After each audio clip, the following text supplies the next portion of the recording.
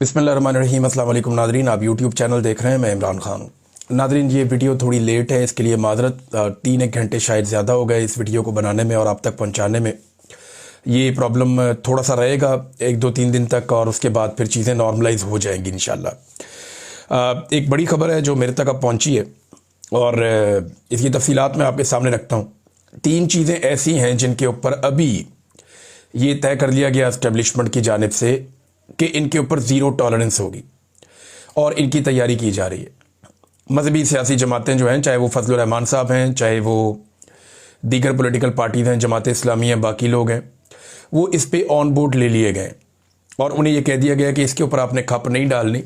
हुकूमती जमातें भी इसके ऊपर राज़ी हैं और पाकिस्तान तहरीक इंसाफ के वो लोग जो बाहर मौजूद हैं उनमें से भी बेशतर को राज़ी कर लिया गया है।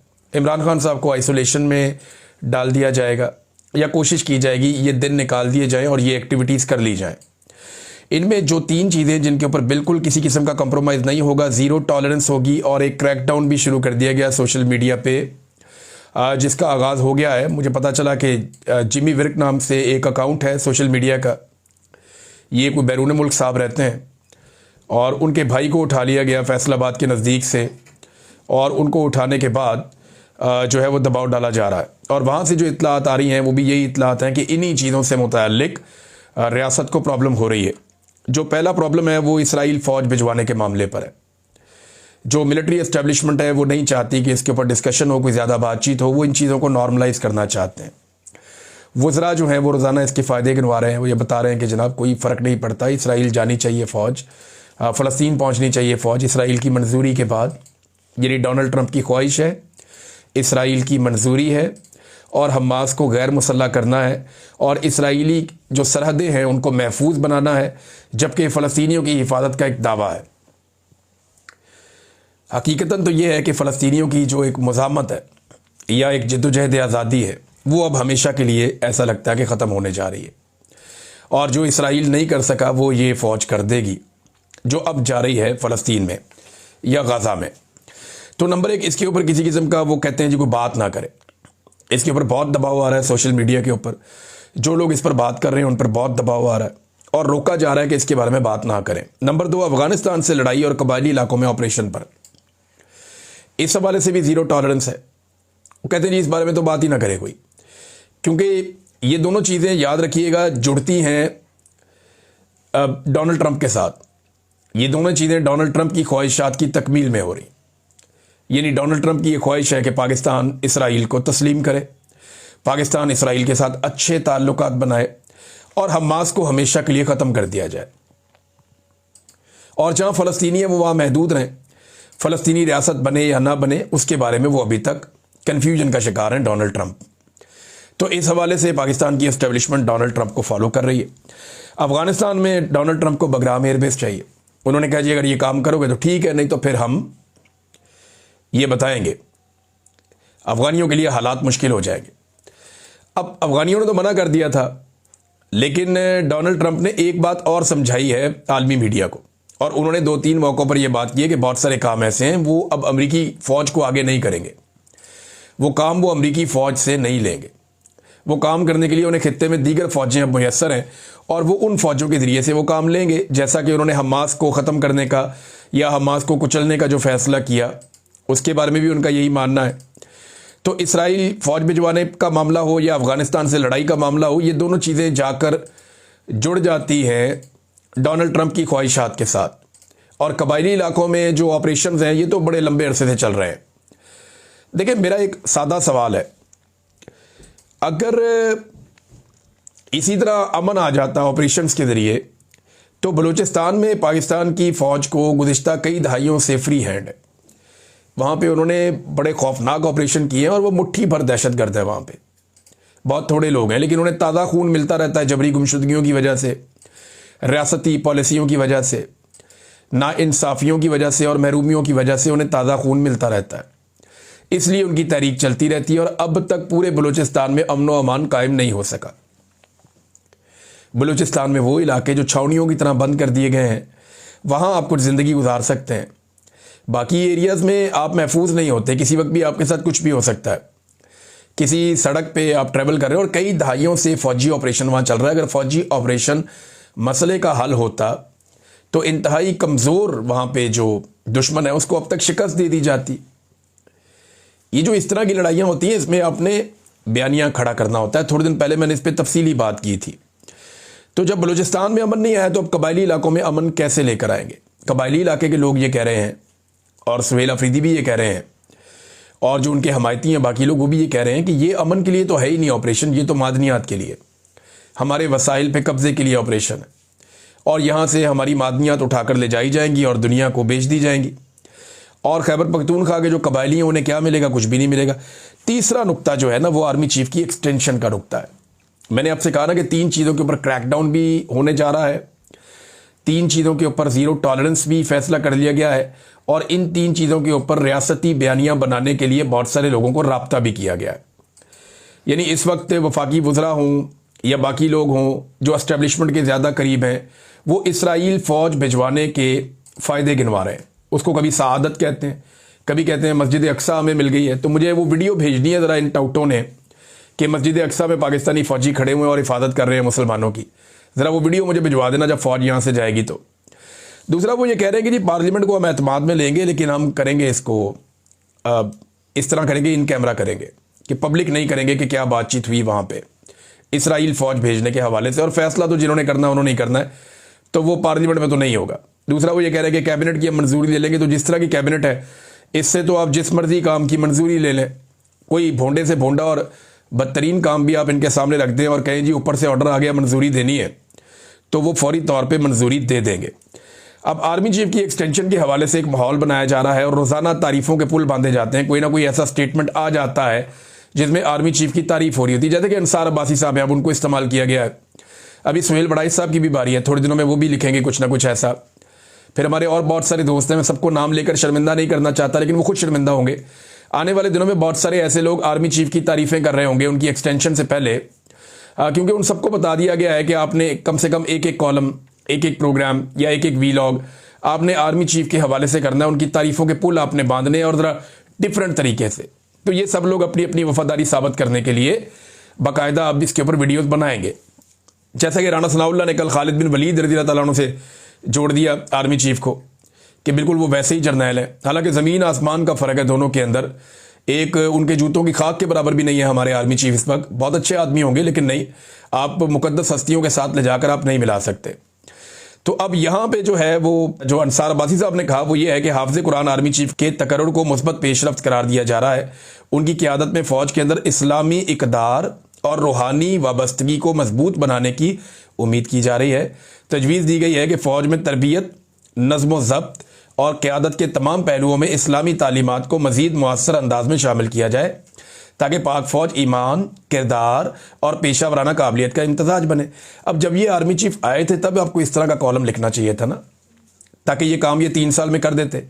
अब जब उनकी मुद्दत मुलाजमत ख़त्म होने जा रही है और आखिरी महीना रह गया है तो आपने ये कॉलम निकाल के मार दिया।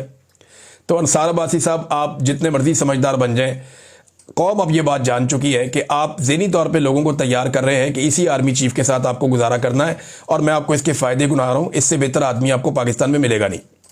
लेकिन अंसार अब्बासी साहब आप मेरे से एक बात लिख कर ले लीजिए, अगर ये आर्मी चीफ तब्दील हो गया तो आप अगले आर्मी चीफ की मदह सराई भी इसी अंदाज में करेंगे। अगले आर्मी चीफ को भी आप इसी अंदाज में ज़मीन और आसमान के कलाबे मिला देंगे और आप ये कहेंगे कि उससे बेहतर आदमी कोई नहीं हो सकता। ये तारीख है आप लोगों की। ये बहुत सारे हमारे सहाफ़ी हैं, इनके बाल सफ़ेद हो गए बेचारों के, और ये बड़े मोतबर सहाफ़ी गर्दाने जाते थे पाकिस्तान में, लेकिन इन्होंने हमेशा जूते पॉलिश किए और इन लोगों ने हमेशा आर्मी चीफ़ों की गेमें उठाई हैं और इन्होंने हमेशा जो है वो उन्हें बताया है कि आप तो खुदा के बाद सबसे बड़ा अवतार हैं इस वक्त ज़मीन पे। उनका दिमाग ख़राब करने के अंदर इन लोगों के बहुत बड़े बड़े किरदार हैं।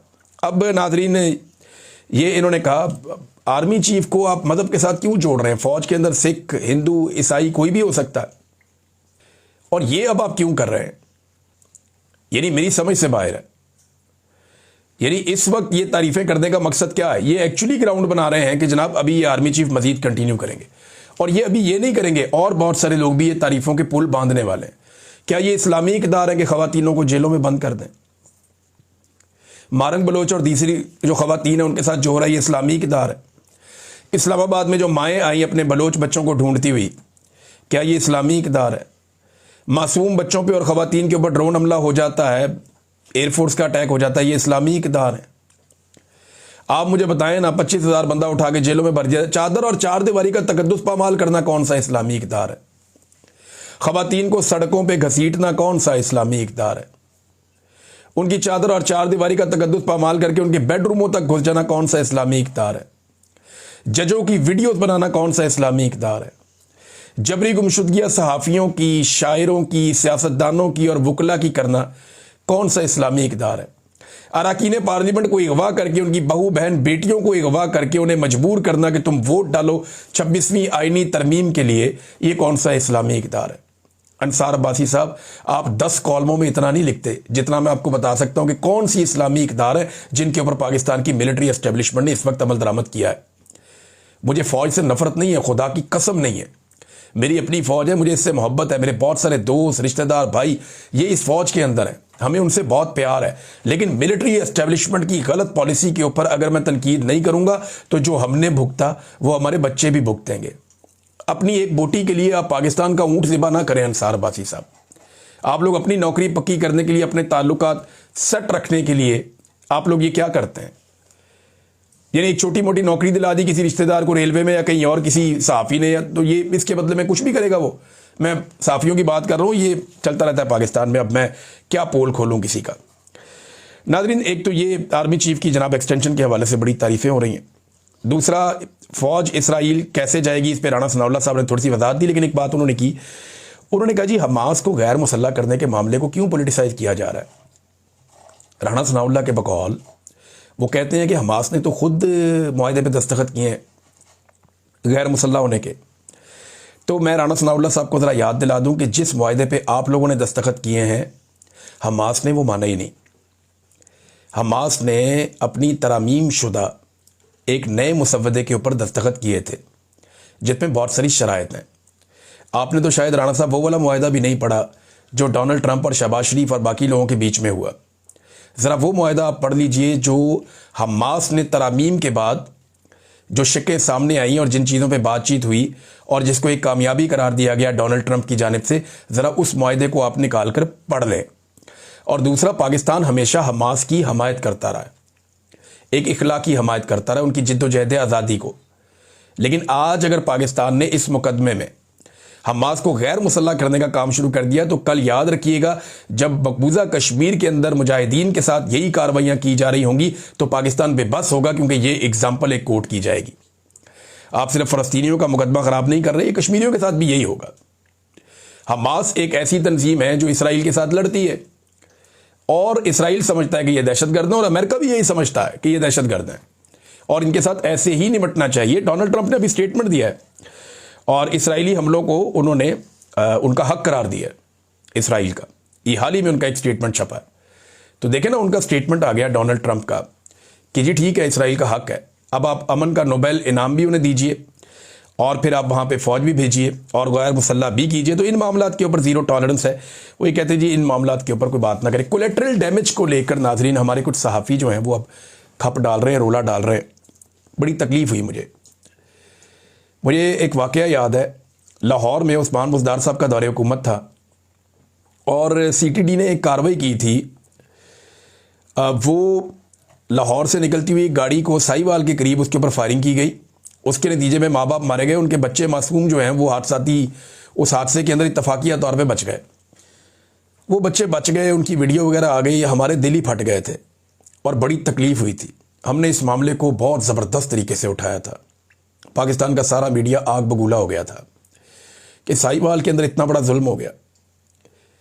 हमने बड़ी गैरत दिलाई उस्मान बुज़दार को उस वक्त, लेकिन कुछ हो नहीं सका इसके ऊपर। आपको पता है खून बहा वगैरह कर कर आके तो ये मामला निपटा देते होते हैं, लेकिन बड़ी तकलीफ़ हुई थी कि माँ बाप छीन लिए बच्चों से उनके और मार दिए। वो बेगुनाह थे, ना वो दहशतगर्द थे, ना उनका दहशतगर्दी से कोई ताल्लुक था।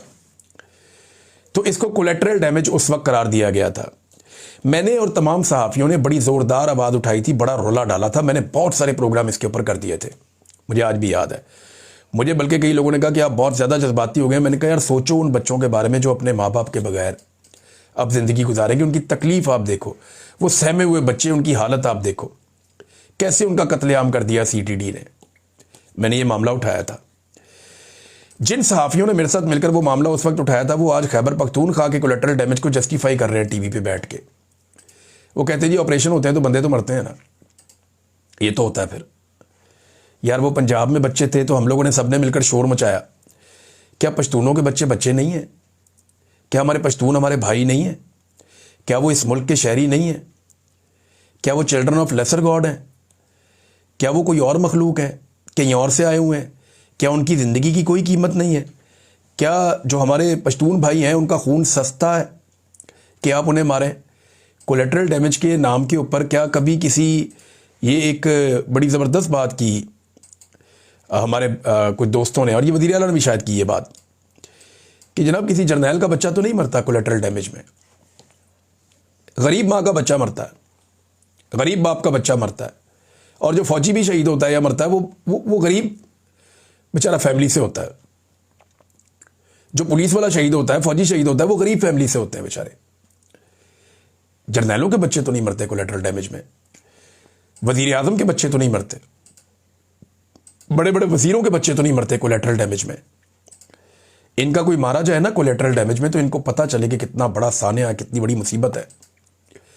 घर से एक आदमी का जनाजा उठता है ना, और अगर वो बच्चा हो जिसने भी ज़िंदगी की बहारें भी ना देखी हो तो कोहराम मच जाता है। और रोज़ाना खैबर पख्तूनख्वा में ऐसे जनाजे उठते हैं। मैं उन सहाफ़ियों को सिर्फ ये कहना चाहता हूँ कि सिर्फ एक लम्हे के लिए अपने बच्चों को अपने दिमाग में लाएं और ये सोचें कि एक अननोन ड्रोन आता है और वो बम मार दे और आपके बच्चे मारे जाएं, और बाद में आपको खबर दी जाए कि ये कोलेटरल डैमेज था। तो क्या आप टीवी पे बैठ के ये कहेंगे कि ठीक है कोलेटरल डैमेज तो हो जाता है, खैर है, कोई नहीं, मेरे बच्चे मारे गए तो क्या हुआ? आप नहीं कह पाएंगे। ये बड़ी तकलीफ़ होती है। उनको इंसान समझें आप। वो कबायली पश्तून जो हैं वो भाई है हमारे, आप उन्हें इंसान समझें, उनके साथ ज़्यादती ना करें। अच्छी बात यह है कि खैबर पख्तूनख्वा में एक तो आर्मी चीफ गए, जाके उन्होंने कोई जरगे से बातचीत की। कुछ लोग क्लेम कर रहे हैं कि ये जरगा ठीक था, कुछ लोग कह रहे हैं कि ये जरगे के अंदर जो लोग बुलाए गए ये चुने हुए लोग थे और मर्ज़ी की बात हुई है। वहाँ पे जो असल जरगा है, जो लोग शिकायत कर रहे हैं उनसे तो मुलाकात ही नहीं हुई और बात ही नहीं हुई। तो वो जरगा तो अभी पाकिस्तान तहरीक इंसाफ के वज़ीर आला सुहेल अफरीदी ने अनाउंस किया हुआ कि वो बुलाएंगे, देखते हैं वो जरगा क्या करता है। लेकिन सुहेल अफरीदी साहब की आज फिर मुलाकात नहीं करवाई गई। इमरान खान साहब से मुलाकात के लिए वो जुमेरात वाले दिन पहुँचे, चौथी मरतबा वो गए और चौथी मरतबा उनकी मुलाकात नहीं करवाई गई। अंदाज़ा कर लीजिए आप, वो 4 मरतबा वहाँ जा चुका वज़ीर आला और 4 मरतबा उसकी मुलाकात नहीं करवाई गई। उसने कहा कि किसी सूबे का हक डंके की चोट पर मैं लूँगा, अपने सूबे का हक, लेकिन किसी से भीख नहीं चाहिए। पाकिस्तान में जो पॉलिसी गलत होगी इसके ख़िलाफ़ हूँ मैं, उन्होंने ये भी कहा। उन्होंने कहा हमारे एक एक घर से 20-20 लोग शहीद हो रहे हैं। जिन लोगों के घरों पर मार्टर गोले और ड्रोन हमले होते हैं इसका दर्द वही समझते हैं। जो फ़ौजी शहीद होते हैं वो भी मेरे हैं। कल कुरम में शहीद होने वाले फ़ौजी के घर गया, उसके जनाजे को कांधा भी दिया। वो एक शहीद के जनाजे का बोझ कल 80,000 शोहदा का बोझ था मेरे कंधे पर। ये फ़ौज भी मेरी है, पाकिस्तान भी मेरा है, इसलिए पाकिस्तान में जो भी गलत पॉलिसी होगी मैं उस पर बोलूँगा। देखिए हम अपनी पॉलिसियों से अपने फ़ौजी शहीद करवा रहे हैं, अपने पुलिस वाले शहीद करवा रहे हैं। हमें दिमाग से काम लेना चाहिए। क्या ये पॉलिसी बलूचिस्तान में काम कर गई? नहीं कर गई। आपने जनाब बेशुमार सैकड़ों ऑपरेशन कर दिए कबायली इलाकों में, क्या ये पॉलिसी काम कर गई? नहीं कर गई। तो फिर जो इमरान खान ने पॉलिसी लगाई थी उससे अमन आ गया था ना, कम से कम 3 साल अमन रहा ना, तो फिर आप वही पॉलिसी लगाइए और उसी तरीके से चलिए। रियासती ताकत और रियासती डंडा ज़रूरी है, लेकिन वहाँ पे सियासी दिमाग अप्लाई होना चाहिए। जो ख्वाजा आसिफ ने खौफनाक धमकियाँ लगा दी हैं अफ़गानिस्तान को, इस लेवल तक तो ख्वाजा आसिफ के अपने करीबी लोग कह रहे हैं कि नहीं जाना चाहिए था। और ख्वाजा आसिफ की तो धमकियाँ नहीं हैं, यानी ज़बान उनकी है, अल्फाज किसी और के हैं और वो दिखाई भी दे रहा है। नाज़रीन जाते जाते एक बड़ी इंटरेस्टिंग चीज़ मैं आपके सामने रखता हूँ। काजी फ़ायद ईसा साहब की तबीयत साफ़ की है मुसद्दिक मलिक साहब ने बैरून मुल्क, कई तरह ये खबर दे चुके हैं। काजी साहब की चंगी तबीयत साफ़ की है मुसद्दिक मलिक साहब ने। तो काजी साहब जो है वो एक टॉयलेट पेपर की तरह थे। एक टिश्यू पेपर होता है, एक टॉयलेट पेपर होता है। इस्तेमाल हुआ और फारिग कर दिया और ड्रेन कर दिया। तो काजी साहब याद है आपको, जरदारी साहब बैठाते थे अपने पहलू में, शरीफ ख़ानदान अपने पहलू में, डार आपके साथ बैठता था, इसहाक डार, जो आज डिप्टी वज़ीर आज़म है। कैसी आपको इज्जत देते थे, आप फिरौन बने हुए थे, आपने पाकिस्तान में किसी को इंसाफ नहीं दिया। तारीख के बदतरीन इलेक्शन आपने करवाए, जबर, फस्तायत, जुल्म, जबरी गुमशुदगियाँ बर्बाद करके रख दिया आपने पाकिस्तान का सारा जुडिशल फैब्रिक। देखें, आप फिरौन थे अपने दौर में, आज आपकी बेइज्जती एक अदना कारकुन से करवाई जा रही है। यही आपका नसीब है, और आप जैसे रास्ते पे जो लोग भी चलेंगे उनके साथ यही होगा। ये जिल्लत आपने अपने मुकद्दर में खुद लिखी है। अब तक के लिए इतना ही। अपना ख्याल रखिएगा, अपने इस चैनल का भी। अल्लाह हाफ़िज़।